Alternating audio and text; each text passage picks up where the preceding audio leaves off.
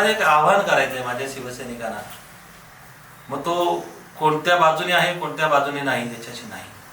आपण पुनश्च एकदा 2005 पासून ज्या पद्धतीने 4 पासून जे आम्ही काम चालू केलं आणि 2007च्या पहिल्याच जिल्हा परिषद आणि 2006च्या नगरपालिकेमध्ये जसं आम्ही यश प्राप्त केलं आम्ही एकत्रितरित्या, तोच मोसम मला वाटतं तोच क्षण आज येऊन ठेवलेला आहे. त्यावेळेस मला वाटतं एकेका गावामध्ये 3 मतं 2 मतं, अनारीमध्ये 3 होती म्हणतात. काही गावामध्ये, माझ्या स्वतःच्या गावामध्ये सुद्धा त्यावेळेस फक्त 18 मतं आहेत. म्हणजे शिवसेनेच्या दृष्टीनं आम्ही तेव्हा फार सक्रिय कुठे नव्हतो.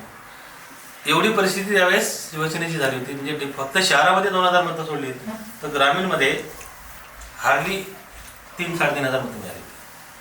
मग अशा परिस्थितीमध्ये आम्हाला परत पक्ष जमा करताना जी आता मंडळी शिवसेनेमध्ये आता माझ्या बरोबर पण आहे, काही बरोबर आमच्या समोर बरोबर म्हणजे जागेवर आहे, ती सर्वच मंडळी आम्ही एकत्र होतो. त्यामुळे मधल्या दरम्यानच्या काळामध्ये 3-4 वर्षामध्ये कोणी नेतृत्व करत असेल किंवा गेल्या विधानसभा निवडणुकीच्या दरम्यान मला असं वाटलं होतं की आम्ही त्याच्यामध्ये समजा मी माझ्या पक्षाकडून इच्छुक होतो, परंतु महायुतीच्या एकंदरीत याच्यामधून ती मला मिळणार नाही म्हणजे याची मलाही खात्री होती. म्हणून मी काय कुठेतरी जाऊन मी जो गेलो होतो तर मी फार मला काय आमदारकी मिळावी, मला निवडणुकीला लढायला संधी मिळावी ह्या उद्देशाने गेलो नव्हतो. तसं असतं तर मला ज्यावेळेस शेखर सर इकडे आले त्यानंतर ताबडतोब कित्येक लोकांचे फोन आले, तुम्ही इकडे तुम्हाला संधी मिळेल. मला संधी महत्त्वाची नव्हती, मला कुठे तशा पद्धतीचा काय मोठा त्याच्यात स्वार्थ नव्हता, म्हणून मी त्या ठिकाणी मी तो निर्णय घेतला नाही. परंतु त्या दरम्यान शिवसेना इथं प्रबळ तर होती, तुम्ही मान्य करा. म्हणजे भले समजा मी त्या पक्षात नाही, पण तिथून म्हणजे त्यांच्याबरोबर नाही म्हणजे उभाटाबरोबर तेव्हा, तरी सुद्धा तिथून उमेदवारी देईल नाही याचं कारण कोणी शोधलं नाही. चिपळूणमध्ये शेखर सर बाजूला झाल्यानंतर शरद पवार गट असा काय प्रभावी होता की तिथे शीट गेली, तिथे दिली गेली का, कशा पद्धतीने दिली गेली, त्याचा मागचा इतिहास काय असू शकतो हे माझ्या बिचाऱ्या भावळ्या शिवसैनिकांना कळलं नाही. कदाचित ती जागा शिवसेनेकडे दिली असती तर चित्र बदललेलं सुद्धा असतं. कदाचित माझ्यासारखा शिवसैनिक मतदान करताना जी मला आमच्या लोकांना जी तारांबळ झाली, जी परिस्थिती निर्माण झाली, ती परिस्थिती निर्माण झाली नसती. आणि मग त्या वेळेनंतर सुद्धा अजून सुद्धा आम्ही म्हटलं ठीक आहे, अजून कोणीतरी चांगल्या पद्धतीने नेतृत्व करेल. बरीचशी मंडळी कोण म्हणतो आम्ही इथे पण निवडून लढवायचंय तिथे पण लढवायचंय, सगळंच रान मोकळं होतं ना. मग ह्या 3-4 वर्षामध्ये कोणी म्हणजे सदानंद चव्हाण मी काय असं म्हणतो तर मीच कोणतरी नेतृत्व आहे, मलाच काहीतरी मीच सांभाळू शकतो, उभा करू शकतो असं नाहीये. प्रत्येकाला ती संधी होती, ती संधी घेताना कुणी घेतलेली दिसत नाही असं आमच्या काही शिवसैनिकांच्या बोलण्यात नाही येतं. आणि म्हणून मी आमच्या नगरपालिकेच्या निवडणुकीमध्ये नेतृत्व करण्याची संधी पुन्हा एकदा मिळाली. शेवटी तुम्ही काय करताय हे निवडणुकांच्या मध्येच समजतं. रिझल्टमध्ये हेरी तुमच्याकडे मेळावे किती होतात, तुमच्याकडे दारात लोक किती येतात किती जातात ह्याच्यावर काही अवलंबून नाही. आणि म्हणून मी आज अशा पद्धतीने बोलवलं आपल्या सर्वांना की तुमच्या सर्वांच्या माध्यमातून लोकांपर्यंत ते सहजरित्या पोहोचेल. मी प्रत्यक्षतः प्रत्येकाला भेटून ते माझं कन्व्हिन्स करण्याचा किंवा सांगण्याचा प्रयत्न करतोय. परंतु पुनश्च एकदा तीच वेळ येऊन ठेवलेली आहे की एकदा 5 वर्ष 7 वर्ष आपल्याला आमदार नसल्यानंतर, त्यावेळेस जेव्हा आम्ही सुरुवात काम केली 2004 नंतर ते 2009ला पुनश्च एकदा आम्ही आमदार, मी नाही झालो, मी झालो ना आमदार, माझ्या लोकांनी मला केलं. त्याच्यापर्यंत मी म्हणता मी त्यावेळेस केलं, मी पक्ष वाढवला, मी सगळं केलं नाही. मला माझ्या लोकांनी त्या खुर्चीत नेऊन बसवलं, जनतेनं माझ्या शिवसैनिकांनी, पक्षानं संधी दिली.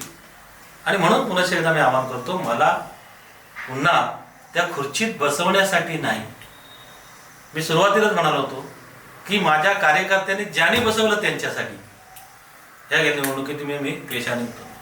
मला वाटतं मी तुम्हाला सकाळी 7 वाजता सुद्धा कुठे सापडलं असेल, रात्री 3 वाजता पण सापडलं असेल. मी माझ्या निवडणुकीत सुद्धा एवढा फिरत नाही.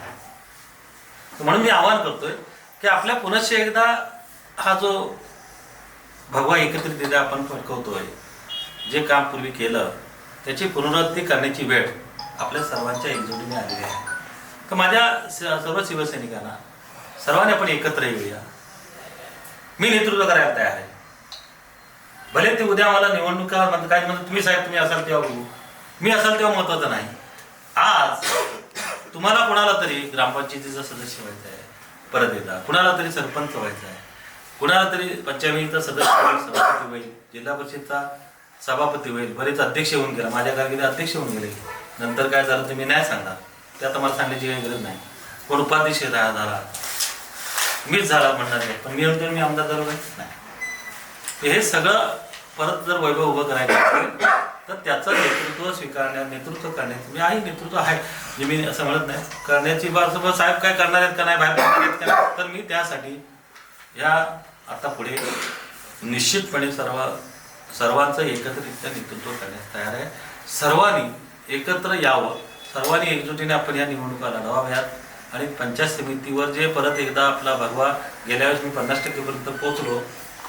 निवडणुकीच्या सभापतीच्या निवडीमध्ये आता मी बोलत नाही, काय काय झालं काय ते आता बऱ्याच माहिती मला मिळतात.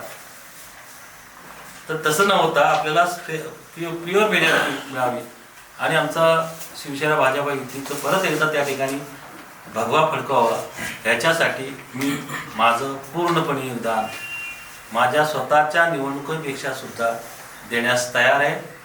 सर्व सक्षम जे ज्या पद्धतीनं जे माझ्या कार्यकर्त्यांसाठी करावं लागेल ते करण्यासाठी मी या निवडणुकांमध्ये किंवा यापुढे उतरणार आहे.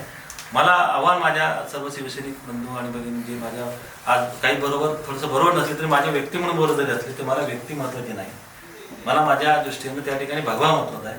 त्यांनी एकत्रितरित्या येऊन प्रवाहामध्ये सामील व्हावं, आमच्या बरोबर यावं आणि पुन्हा हा एकदा कारण निवडणुकांमधला मतांचं विभाग आपण करण्यापेक्षा एकत्रितरित्या तो आमचा वाली कोण हा शब्द येतो तर वाली होण्यास मी तयार आहे. हे आपल्या माध्यमातून माझ्या सर्वसामान्य शिवसैनिकांपर्यंत पोहोचावं या दृष्टीनं आपल्याला मी या ठिकाणी